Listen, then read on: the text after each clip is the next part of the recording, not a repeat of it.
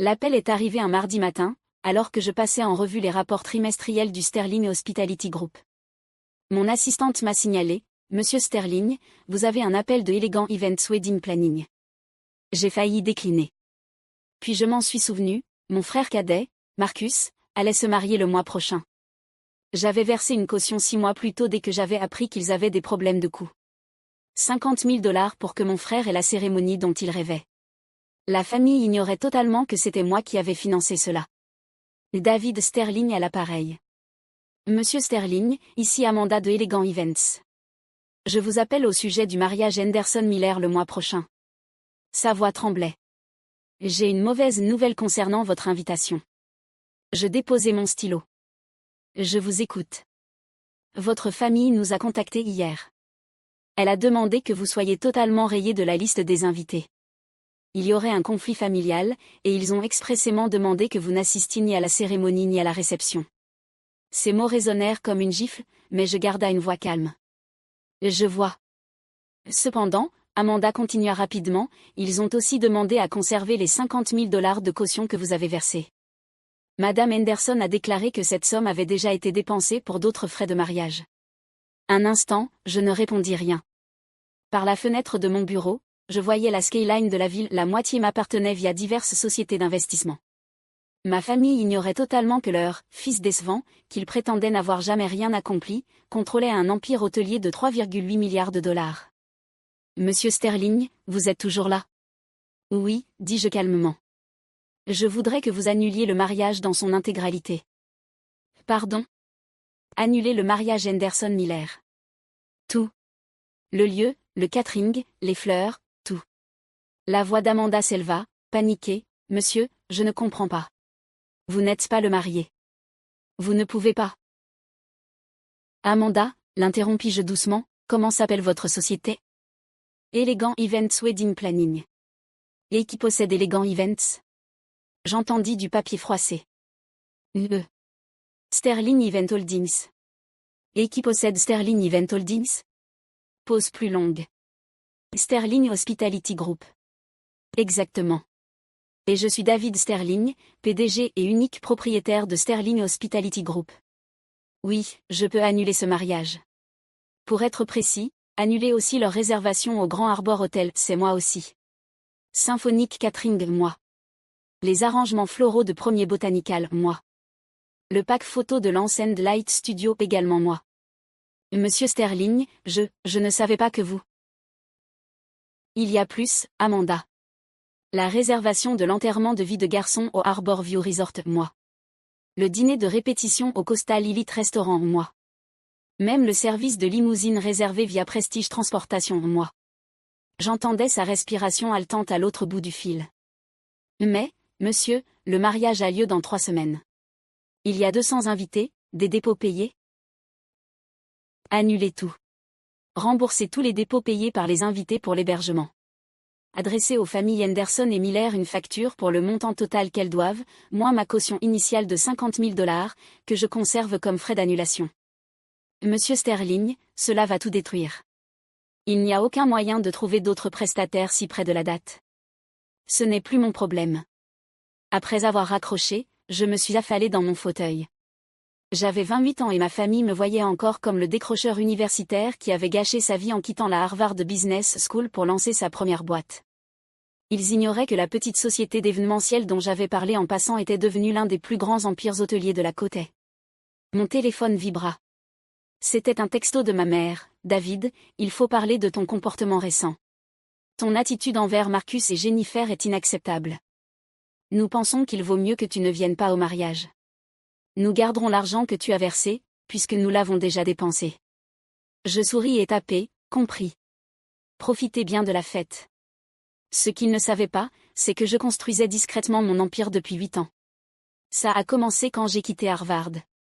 Pas par échec, mais parce que j'avais identifié un vide sur le marché des événements de luxe. Tandis que ma famille voyait ma décision comme un renoncement, je misais tout sur ma vision. La première entreprise, Sterling Events, a débuté dans mon appartement studio. J'organisais des événements d'entreprise et de petits mariages, je travaillais 18 heures par jour et je dormais sur le canapé de mon bureau.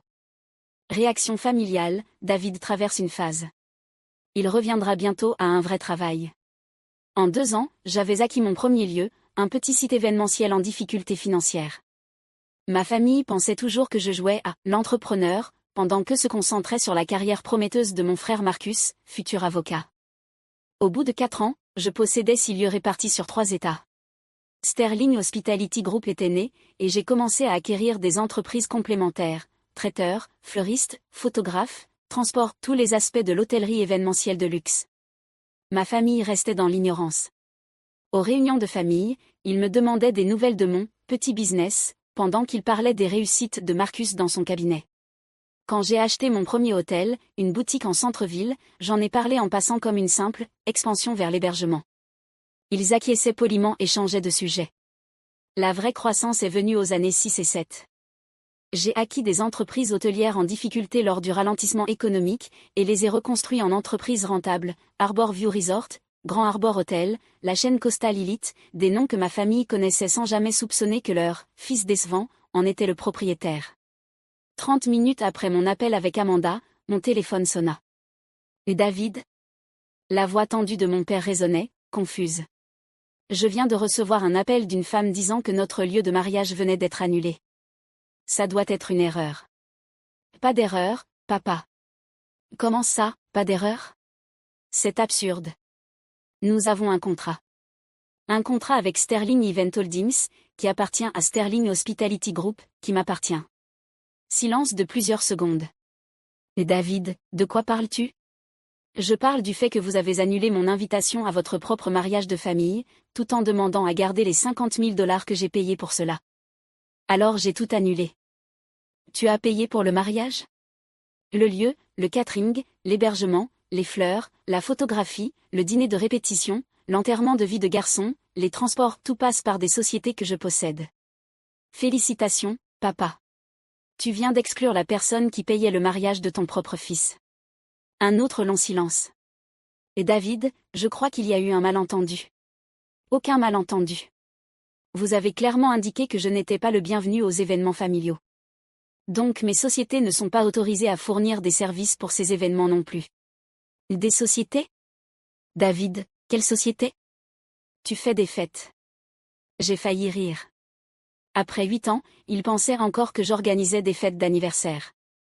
Papa, je possède Sterling Hospitality Group. Nous gérons 47 lieux, 23 restaurants, 12 hôtels, 6 traiteurs et 11 prestataires de services pour événements dans cet état. Nous avons généré 1,2 milliard de dollars de chiffre d'affaires l'an dernier.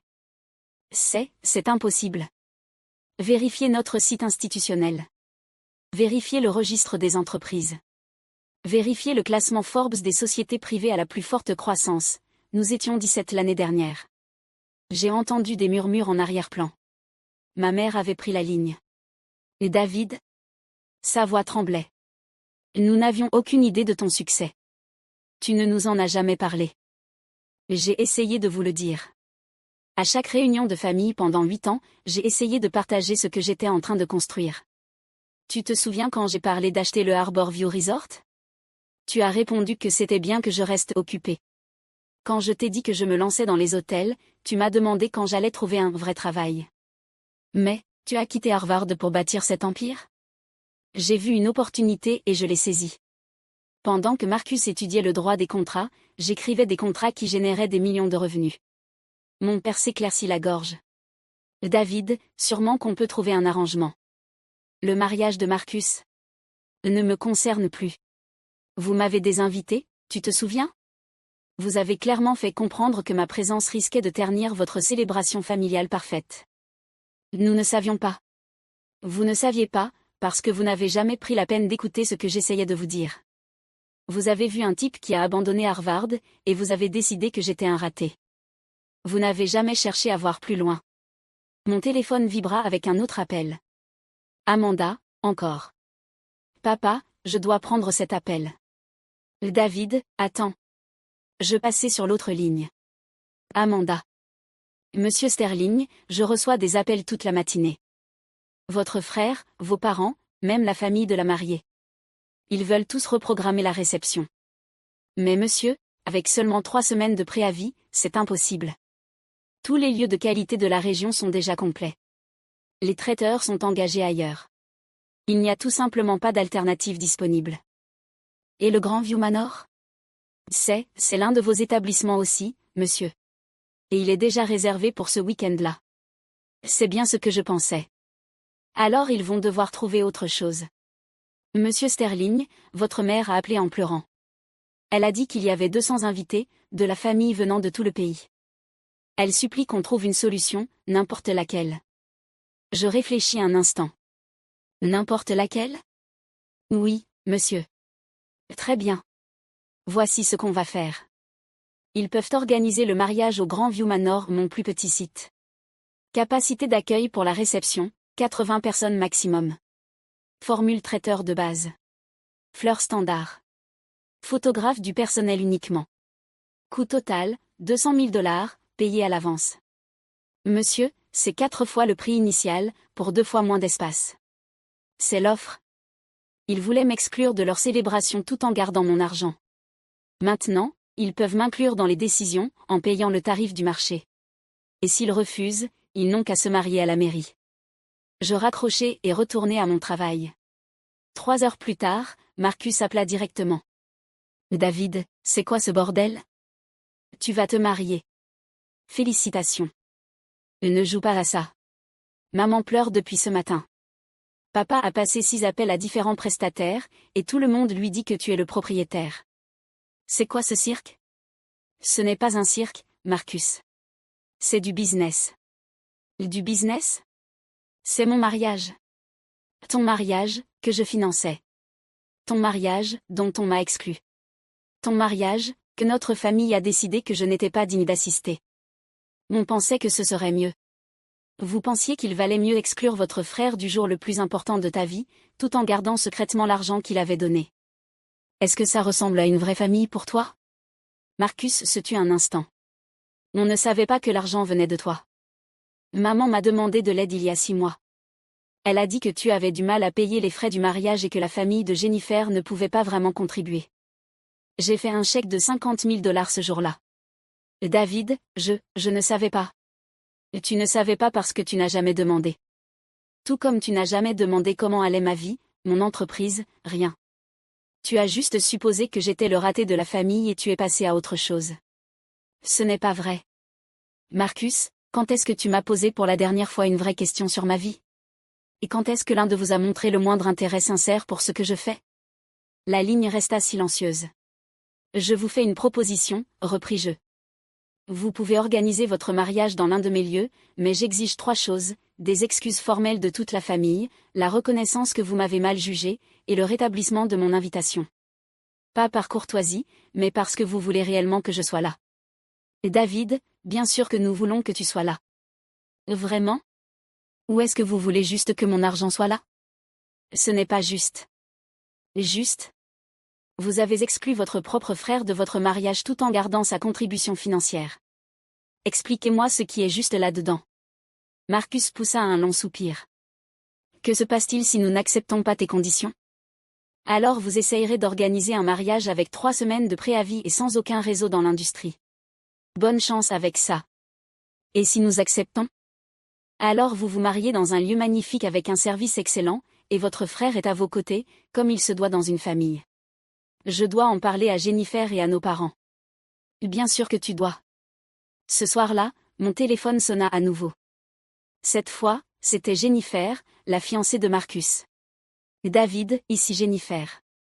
Je pense qu'il faut qu'on parle. Félicitations pour vos fiançailles. Merci. Écoute, je n'avais aucune idée de tout ça. Marcus ne m'a jamais dit que tu aidais financièrement, et je ne savais rien de tes entreprises. La plupart des gens ne le savent pas. J'ai passé l'après-midi à faire des recherches. Sterling Hospitality Group est énorme. Tu possèdes la moitié des lieux de mariage dont je rêvais quand j'étais enfant. Les dernières années ont bien fonctionné. Et David, je te dois des excuses. Nous en devons tous. J'étais là quand tes parents ont décidé de ne pas t'inviter. J'aurais dû m'exprimer. Pourquoi ne l'as-tu pas fait? Pour être honnête? Parce que Marcus t'a présenté comme le frère irresponsable qui n'a jamais réussi sa vie. Je lui ai cru. Et maintenant, je réalise que Marcus ne te connaît pas du tout. Aucun d'eux ne te connaît. Jennifer fit une pause, et j'entendis l'émotion dans sa voix. David, ce serait un honneur pour moi de t'avoir à notre mariage. Pas à cause de tes entreprises ou de ton argent, mais parce que tu es le frère de Marcus et que tu tiens clairement à la famille davantage qu'il ne l'avait compris. Que dit Marcus? Marcus est en train de digérer tout ça. Il réalise que son grand frère n'est pas celui qu'il pensait. C'est beaucoup à assimiler. Et tes parents, ils ont peur. Ils t'ont traité pendant des années comme la déception de la famille, et maintenant ils apprennent que tu es probablement la personne la plus réussie dans toutes les réunions. Le succès ne se résume pas à l'argent. Non, mais le respect, c'est reconnaître quand quelqu'un le mérite. Et clairement, tu le mérites depuis longtemps. Le lendemain, Amanda appela avec une mise à jour. Monsieur Sterling, votre famille a accepté vos conditions. Ils ont versé la compte pour le forfait Grandview Manor et demandé formellement que votre invitation soit rétablie. Ont-ils accepté toutes les conditions? Oui, monsieur. Votre père m'a expressément demandé de vous dire que la famille souhaite vous rencontrer avant le mariage pour présenter des excuses officielles. Et votre frère veut savoir si vous accepterez d'être son témoin. Je m'appuyais dans mon fauteuil, regardant à nouveau la skyline de la ville. 8 ans à bâtir un empire, tandis que ma famille ne voyait que l'échec. 8 ans à tenter de partager mon succès, tandis qu'ils n'entendaient que des excuses. 8 ans à me prouver, tandis qu'ils attendaient que je devienne adulte. Amanda? Oui, monsieur. Dites-leur que nous allons avoir cette rencontre. Programmez-la pour ce samedi au Harbor View Resort, dans ma salle à manger privée. Et Amanda? Oui. Faites en sorte que le catering soit parfait. La réunion fut fixée à samedi à 14 heures. J'arrivai en avance et me postai près des fenêtres du sol au plafond, offrant une vue sur le port. Cet ensemble était ma plus grande acquisition, un établissement en faillite que j'avais transformé en destination phare de la région. La salle à manger privée valait à elle seule plus que la maison de la plupart des gens. Ma famille arriva ensemble, maman, papa, Marcus et Jennifer. Ils observaient la pièce avec un étonnement manifeste. Lustre en cristal, meubles sculptés à la main, vue s'étendant à perte de vue sur l'eau. Et David, dit papa en tendant sa main de façon cérémonieuse, merci de nous rencontrer. Prenez une place. Ils s'installèrent autour de la table en acajou tandis que les serveurs apportaient un déjeuner préparé par la même cuisine qui sert les gouverneurs et les célébrités. Cet endroit est incroyable, murmura maman. C'est moi qui le possède. J'ai mentionné il y a 3 ans que j'avais acheté un resort. Vous avez dit que je développais mon activité. Je l'étais. Voilà ce que ça voulait dire. Papa s'éclaircit la gorge. Et David, nous te devons des excuses. Des excuses importantes. Je vous écoute. Nous t'avons gravement mal jugé. Pendant des années, nous avons vu ce que nous voulions voir, au lieu de ce qui se passait réellement. Marcus se pencha en avant. Et David, je suis désolé. Désolé d'avoir minimisé tes réussites, de t'avoir considéré comme irresponsable, et d'avoir accepté que la famille t'exclue de mon mariage. Pourquoi avez-vous supposé que j'étais irresponsable? Parce que tu as abandonné Harvard. Parce que tu n'as jamais eu de travail classique. Parce que tu ne te vantais jamais de ta réussite. Me vanter aurait changé quelque chose? Non. Mais peut-être que si tu avais été plus direct sur ce que tu construisais? Je souris légèrement.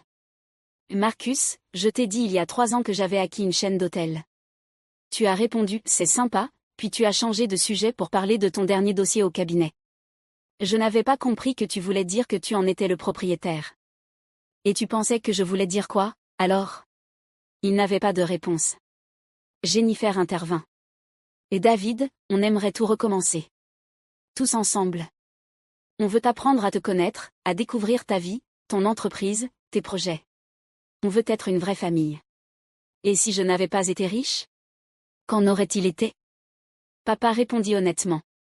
Alors, on aurait sans doute continué à te juger à tort.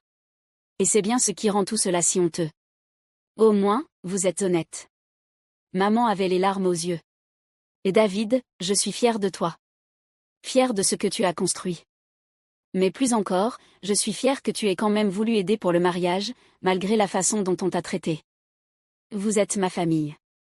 Et ça compte pour moi, même quand j'ai l'impression que ce n'est pas réciproque. Marcus se leva et fit le tour de la table. Et David, je sais que je ne le mérite pas, mais je veux te redemander. Est-ce que tu accepterais d'être mon témoin? Je regardais mon petit frère, l'enfant modèle qui avait suivi toutes les attentes familiales, qui n'avait jamais pris de risque ni bâti quoi que ce soit à partir de rien. Pour la première fois, je vis de l'incertitude dans ses yeux. Il me voyait enfin tel que j'étais. Marcus, ce serait un honneur. Le mariage eut lieu 3 semaines plus tard au Grandview Manor. C'était mon plus petit établissement, mais il restait spectaculaire.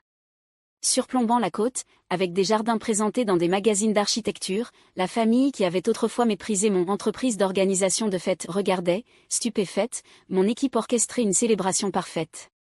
Pendant mon discours de témoin, je regardais les 200 invités où beaucoup avaient entendu des murmures sur mon empire tout au long de la soirée.